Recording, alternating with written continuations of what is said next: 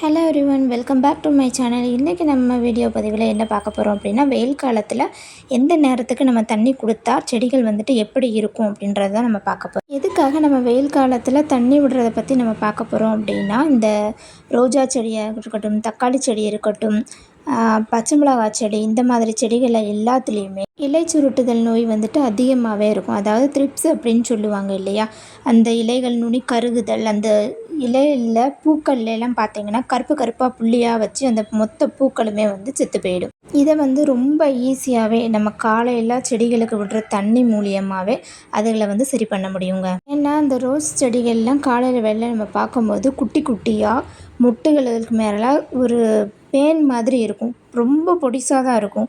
அப்படி வந்து அந்த செடிகளில் இருக்க மொட்டு தண்டுகள் எல்லாத்தையுமே கடித்து கருக வச்சிரும். அதை நான் உங்களுக்கு காட்டுறேன் இந்த வீடியோவில். அந்த மொட்டுகள் மேலே குட்டி குட்டியாக அங்கே பாருங்க கருப்பு ஆகுதா, இந்த மாதிரி தாங்க அதெல்லாம் கடித்து சாப்பிட்டு இப்படி மொட்டுகள்லாம் கருக வச்சிரும். இப்படி இந்த மொட்டு தண்டு இந்த மாதிரி ரொம்ப கருப்பாயிடும். இது வந்து எந்த அளவுக்கு வெயில் வந்து ஜாஸ்தியாக இருக்கோ அப்போ தான் நம்மளுக்கு வந்து இது தெரிய ஆரம்பிக்கும். இதுவே நம்ம வந்துட்டு ஈவினிங் டைம் பார்க்கும்போது இந்த பூச்சி வந்துட்டு தெரியவே தெரியாது. காலமை டைமில் நீங்கள் போய் பாருங்கள், அந்த மொட்டோட இதெல்லாம் அப்படி கருகி இப்படி ஆகிருச்சு. ஸோ ஃபஸ்ட்டு நீங்கள் பார்த்துட்டு இருந்த ஃப்ளவரோட இது தான் இது.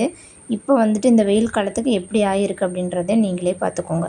மோஸ்ட்லி இந்த பூச்சி எங்கே இருக்குன்னு பார்த்துக்கிட்டிங்கன்னா, ஒன்று நம்ம இலைகளுக்கு அடியில் இருக்கும், இல்லை அப்படின்னா நம்மளோட வேர் பகுதி இருக்குது பார்த்தீங்களா, அடி பாகத்தில் போயிட்டு உள்ளே போய் இருந்துக்கிடுங்க. அதனால் நம்மளுக்கு வந்துட்டு அது செடியில் இருக்குது அப்படின்றத நம்மளால் கண்டுபிடிக்கவே முடியாதுங்க. வெயில் நேரத்தில் போய் பாருங்கள், அழகாக மொட்டுகளில் எல்லாத்தையுமே வந்து கடித்து நல்லா சாப்பிட்டுட்டு இருக்கும். இலைகளுக்குள்ளே வந்துட்டு சுருண்டி சுருண்டி இலையெல்லாம் அப்படியே ரெண்டாக மடங்கி மடங்கி உள்ளே வந்துட்டு என்ன ஆகும்னா அது உள்ளே உட்காந்துருந்து அந்த இலைகளெல்லாம் சாப்பிட்டுட்டு இருக்கும்.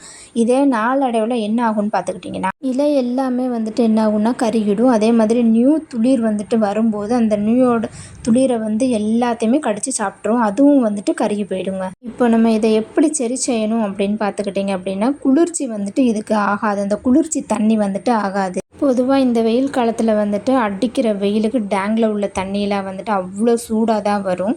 நம்ம ஈவினிங் டைமில் ரோஸ் செடிகளுக்கு எப்போயுமே வந்துட்டு தண்ணி விடக்கூடாது. ஏன் அப்படின்னா அதில் 2 பாதிப்பு இருக்குது. ஒன்று வந்து டேங்கில் இருந்து நம்ம டைரெக்டாக எடுக்கிறதுனால அந்த டேங்க் தண்ணி வந்துட்டு ரொம்பவே சூடாக தான் இருக்கும். சூடானா ரொம்ப கிடையாது, வார்மாக இருக்கும். ஸோ அந்த தண்ணியை நம்ம வந்துட்டு ஈவினிங் டைம் பயன்படுத்தும் போது இலைகள் வந்துட்டு பழுக்கிறதுக்கூடிய நிறைய சான்சஸ் இருக்குது. அதனால தான் ஈவினிங் டைமில் வந்து நம்ம டேங்கில் இருக்க தண்ணியை வந்து யூஸ் பண்ணக்கூடாது அப்படின்னு சொல்கிறது. அது மட்டும் இல்லாமல் இந்த சூடான தண்ணி வந்து நம்ம செடிகளுக்கு பயன்படுத்தும் போது அந்த பூச்சிகளோட இருக்கிற இனப்பெருக்கம் வந்துட்டு அதிகரிச்சுக்கிட்டே தான் போகுமே தவிர குறைக்காதுங்க. அதனாலேயே செடிகள் வந்துட்டு சீக்கிரமாகவே பட்டு போகிறதுக்கு நிறைய வாய்ப்புகள் இருக்குது. அதனால் நம்ம கேர்ஃபுல்லாக பார்த்து தான் ஹேண்டில் பண்ணணும் இந்த வெயில் காலத்தில். இதுவே நம்ம வந்துட்டு மார்னிங் டைம் ஒரு 7 மணி 8 மணிக்கெலாம் நம்ம தண்ணி வந்து பயன்படுத்த ஆரம்பித்தோம் அப்படின்னா அந்த டைமில் தான் அந்த பூச்சிகள்லாம் வந்துட்டு வெளியே வர ஆரம்பிக்கும். அந்த பூச்சிகள்லாம் முட்டு மேலே வர ஆரம்பிச்சிருக்கும், இலைகள் மேலெல்லாம் வந்துட்டு படர்ந்துருக்கும்.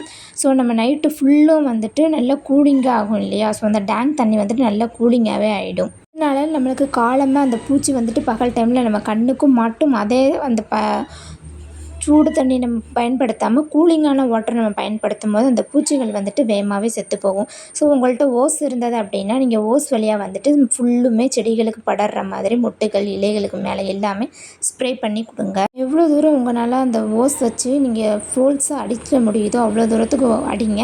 ஏன் அப்படின்னா அந்த கூலிங் தண்ணி வந்துட்டு அந்த பூச்சிகளுக்கு மேலே படும்போது அது வேகமாகவே அதில் இருந்து போயிடும். இதனால் அதோட லீஃப் எல்லாமே பயங்கர ஃப்ரெஷ்ஷாகவும் இருக்கும், நல்லா தளன்னு வளரவும் ஆரம்பிக்குங்க. கிட்டத்தட்ட ஒரு மழை பெஞ்ச ஃபீல் வந்துட்டு அந்த செடிகளுக்கு வந்து கிடைக்கும். மழைக்காலங்கள்லாம் பார்த்தீங்க அப்படின்னா அந்த மழைகள் பெய்ய பெய்ய அந்த த்ரிப்ஸ் வந்து நோயெல்லாம் வராது. ஏன் அப்படின்னா அந்த தண்ணியெல்லாம் நம்ம மேலே வந்து விழுந்துக்கிட்டே இருக்காது, கூலிங்காக தானே விழுகும். ஸோ அந்த டைமில் நீங்கள் பார்த்தீங்கன்னா எந்த நோய் தாக்குதலுமே இருக்காது.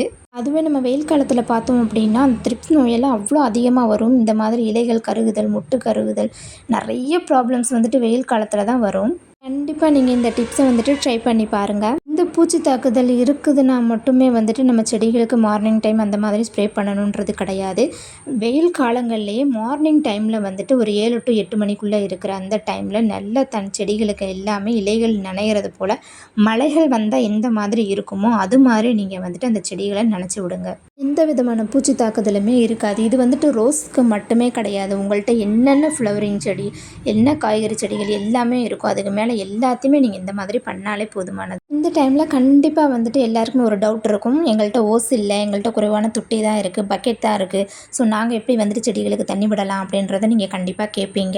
ஒன்றும் இல்லை, நீங்கள் வந்துட்டு ஒரு கப்பில் வந்து ஃபுல்லாக ஒரு கப் முக்கால்வாசி நீங்கள் தண்ணி எடுத்து வச்சுட்டு மேலே நம்ம வாசல்லாம் தெளிப்போம் இல்லையா, நம்ம கப்பு வச்சு வாசல் தெளிக்கும் போது மேலே மூடிட்டு நம்ம தெளிப்போம். ஸோ அந்த மாதிரி நீங்கள் ஒரு ஃபோல்ஸாக வந்து இந்த செடிகளுக்கு மேலே நீங்கள் ஒரு தெளித்து விட்டீங்கன்னாலே போதுமானதுங்க. கண்டிப்பாக நீங்கள் இந்த மாதிரி பண்ணி பாருங்கள். நீங்களே அதை கவனித்து பாருங்கள். சூப்பரான ரிசல்ட் கிடைக்கும். முக்கியமாக பழங்கள் செடி, காய்கறிகள் செடி அதுகளுக்கும் பொருந்துங்க.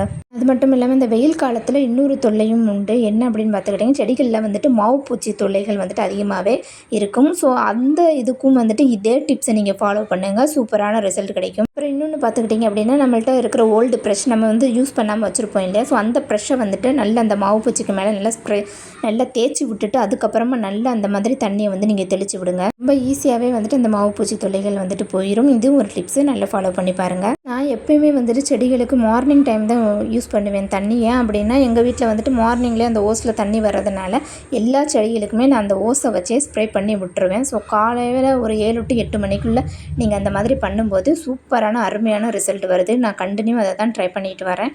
அதனால தான் என்னோடய பூக்கள் செடிகள் எவ்வளோ ஃப்ரெஷ்ஷாக இருக்குது அப்படின்றதையும் உங்களால் பார்க்க முடியுது. மோஸ்ட்லி வந்து நிறைய பேருக்கு மார்னிங் டைம் விடுறதுக்கு டைம் இருக்காதோ. ஸோ அப்படி இருக்கிறவங்க வந்துட்டு நீங்கள் என்ன பண்ணுங்கன்னா, நம்ம வீட்டில் ட்ரம்மெல்லாம் நிறைய பேர் வீட்டில் இருக்கும் இல்லையா, ஸோ ட்ரம்மில் வந்துட்டு தண்ணியை ஃபில் பண்ணி வச்சுட்டு கூட நீங்கள் அந்த மாதிரி தண்ணிகளை தெளித்து கொடுங்க. அந்த மாதிரி பண்ணும்போது உங்களுக்கு வந்துட்டு ஈஸியாகவும் இருக்கும். ஸோ நிறைய பேர் ஒர்க் உமன்ஸாக இருப்பீங்க. ஸோ ஸ்கூல் பிள்ளைங்களுக்கு அனுப்புகிற டைமில் நம்ம அதுவும் பண்ண முடியாது இல்லையா, ஸோ அவங்கெல்லாம் வந்துட்டு இந்த மாதிரியே நீங்கள் ஃபாலோ பண்ணுங்கள்.